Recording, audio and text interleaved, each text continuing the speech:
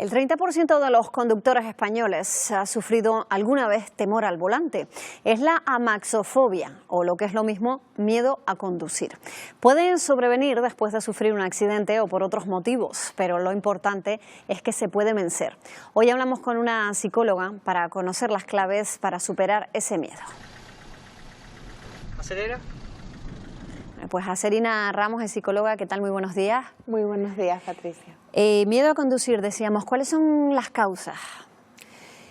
Las causas pueden ser conocidas o no conocidas en el sentido de no tener una experiencia directa traumática. Evidentemente, la causa más directa que podemos asociar es haber sufrido un accidente o haber sido testigo de un accidente que crea este miedo intenso.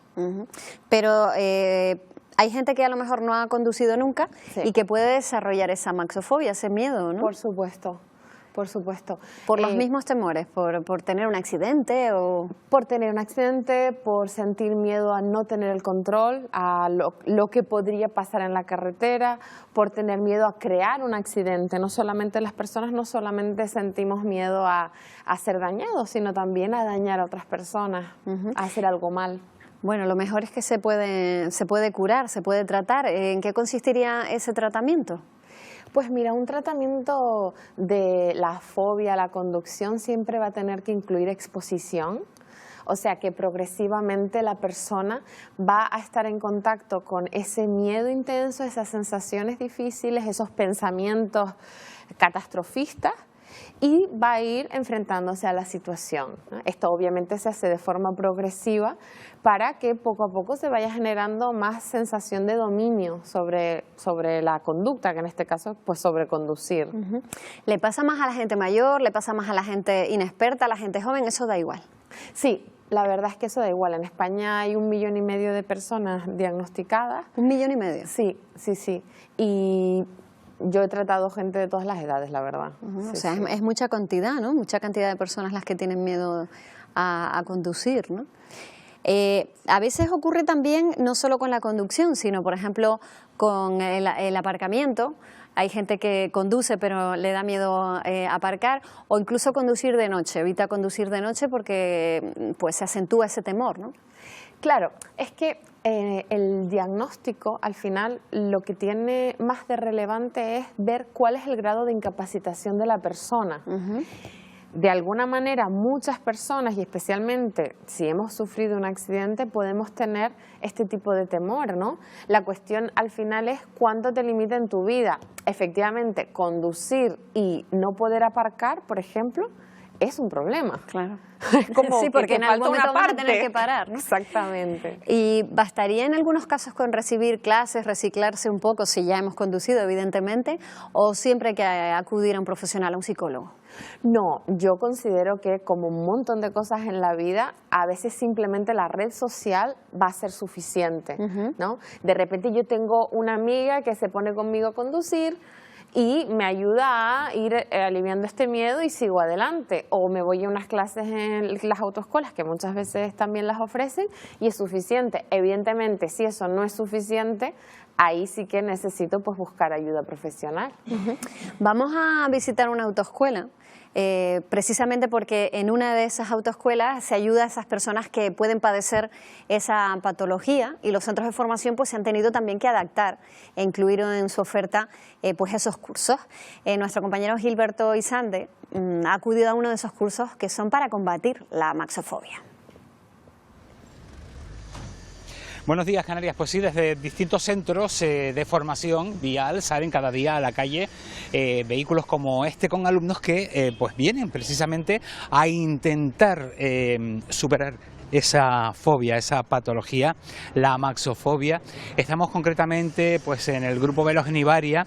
Pilar Bajet es profesora de formación vial. ¿Qué tal? Muy buenos días. Buenos días. Amaxofobia, que ya en plató nos están contando en qué consiste, cómo se puede llegar a superar. Se pasa por el psicólogo, pero también hay una parte práctica, como cuando uno aprende o va a sacar el carnet de conducir, necesita la práctica en la calle. ¿Ustedes también salen con ese alumno a vencer ese miedo? Sí, correcto. Lo que pasa es que es nuevo, de poco para acá, el tener al psicólogo. Antiguamente nosotros, sin tener un poquito de especialización, lo que hacíamos era solo salir a la práctica. Que nos estamos encontrando muchos casos diversos. Hay mucha gente que confunde la fobia de conducir con poca práctica o poco manejo del vehículo, y eso no tiene nada que ver con la maxofobia. Por eso nosotros primero tenemos un primer contacto con la psicóloga y ya después viene al coche. Ya en el coche vemos qué es lo que necesita. Si necesita de un tratamiento más de psicología para vencer ese miedo o más de cuestión de práctica, porque son casos, ya te digo, Gilberto, completamente diferentes. Oye, te encuentras con el alumno, se tiene un primer contacto en la academia, se sale a la calle. A partir de ese momento, ¿cómo empieza el trato con ella? Pues ya en carretera, también depende de cada persona, es el comportamiento. Es que esa pregunta es muy difícil porque es que depende. Yo me he encontrado gente desde que no se acuerda cero, o sea, hay que empezar de cero como si fuese un alumno que no sabe nada. Otras personas que tienes que hablar más con ellas y saber lo que quieren, porque realmente es una cuestión de, mira, yo te puedo poner, lo más frecuente que me encuentro es miedo a la autopista. Mucho miedo a la autopista. Entonces, claro, no le voy a enseñar a conducir, sino le voy a enseñar a cómo tratarlo. Hay gente que es, por ejemplo, por el tema del espacio, y encontrarse el mar a la derecha les cuesta muchísimo, entonces tengo que empezar tratando que se sientan protegidos, encontrar, por ejemplo, montaña, o no entrar directamente a la autopista por un carril de aceleración, sino que entren directamente poquito a poco. Es que es muy difícil. Los casos son completamente diferentes en función del alumno. Y por lo tanto, siendo de la manera que nos explicas, también es difícil marcarse un objetivo en cuanto a tiempo se refiere. Correcto. Es ir a ver cómo evoluciona ese alumno y cuando ya verdaderamente está preparado o se siente preparado para conducir solo. Correcto, y le hacemos un seguimiento. De hecho, nosotros ahora mismo estamos haciendo un pack que son 2 sesiones de psicología y 5 prácticas, pero abierto a poder cambiar la psicología por la parte práctica, completamente. Bueno, algo nuevo, o relativamente nuevo, por lo menos el añadir el psicólogo es importante, ¿no? Les viene ya con algún tipo de indicación, aunque descubren ustedes que realmente hay casos en los que realmente no se tiene miedo a conducir, se tiene miedo a otras cosas. Correcto, es así como lo acabas de decir. Gente que cree que tiene miedo a conducir, de hecho lo evita completamente y se vuelve cómodo, y nosotros sabemos que aquí en Tenerife es fundamental conducir porque está muy difícil hacer tu vida sin poder conducir. Entonces realmente es por miedo a no saber realmente, a no saber el manejo del coche, no tener una buena base. Pilar Braget, muchísimas gracias. Muchísimas gracias a ustedes. Bueno, importante, si usted nota que es que le da miedo ponerse al volante, cada día el miedo va haciéndose mayor, yo creo que lo más importante, tal y como nos están contando ahí en el plató, y de ello vamos a seguir hablando, es pasar por estos profesionales, por centros de formación vial, como hemos hecho esta mañana para informarnos un poco más acerca de esta patología. Buenos días, Canarias. Pues gracias, Gilberto, lo estamos escuchando y estamos aquí tratando el tema con una psicóloga, con Acerina Ramos. Hemos escuchado, por ejemplo, en esa información tan completa con nuestro compañero Gilberto Isante, que una cosa es no tener práctica y no saber conducir o no tener destreza al volante, y otra cosa es tener miedo, que hay que saber distinguir una cosa de la otra, ¿no? Claro, bueno, ahí por eso es importante la evaluación. Yo puedo sentir miedo por mi falta de práctica, y es un miedo totalmente justificado. Sí, porque además conducir implica riesgo no solo para nosotros, sino también para otras personas.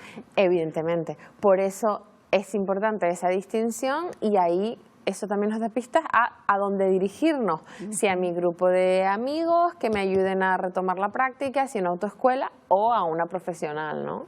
También mencionaban en la autoescuela que a veces el miedo a conducir es fruto de otros temores, ¿no?, que están vinculados a eso, o otros miedos que nos hacen bloquearnos, ¿no?, ante esa situación.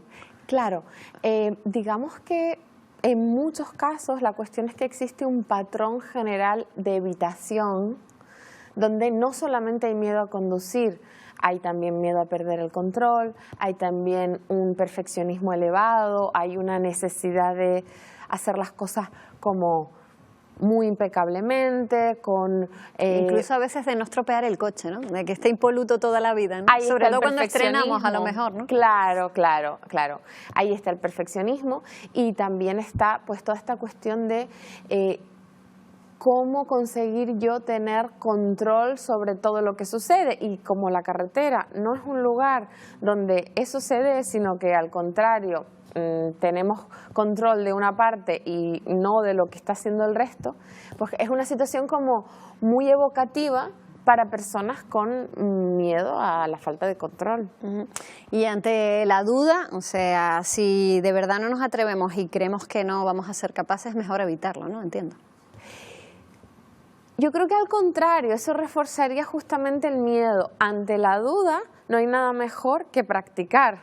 Quizá a lo mejor hacerlo primero en recintos que no tengan tanto tránsito de gente, o intentar probar en sitios que no entran en tanto peligro, o directamente vamos a la fobia y nos arriesgamos y nos vamos a la autopista. No, siempre un trabajo de exposición es gradual. Entonces, tanto vamos a usar realidad virtual como posteriormente vamos a estar en las situaciones cotidianas, pero de menor intensidad a mayor. El lugar que crea más miedo son las autopistas para la mayor parte de la gente. Sí, casi siempre, sí. Claro, por tanto, no nos vamos a arriesgar. Vamos a ver, en los miedos también hay que considerar qué hechos hay que justifican el miedo. Y bueno, a la vista está que conducir es una actividad que entraña riesgos, ¿no? Entonces, bueno, lo que queremos es que las personas estén suficientemente preparadas para salir a la carretera teniendo una experiencia que no suponga un malestar tan intenso que ponga en peligro su vida o la de otras personas, ¿no? Y hay una edad en la que, pues, porque perdemos los reflejos, la agilidad, ¿es mejor ya no conducir? ¿O eso depende de cada uno?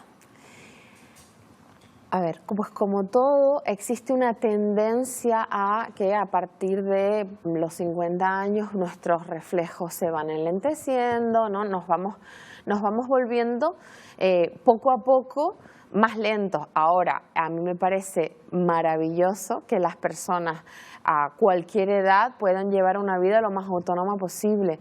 Creo que al final es una cuestión de cada individuo, porque hay diferencias enormes entre las personas según la vida que hemos llevado. Para mí sería más constructivo decir, vamos a cuidarnos para poder estar, no solo al volante, poder estar en una vida activa en todos los sentidos lo más posible.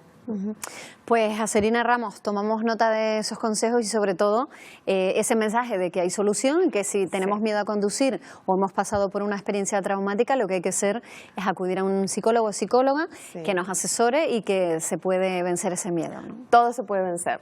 Pues muchísimas gracias. Buenos días. Muchas gracias. Buenos días.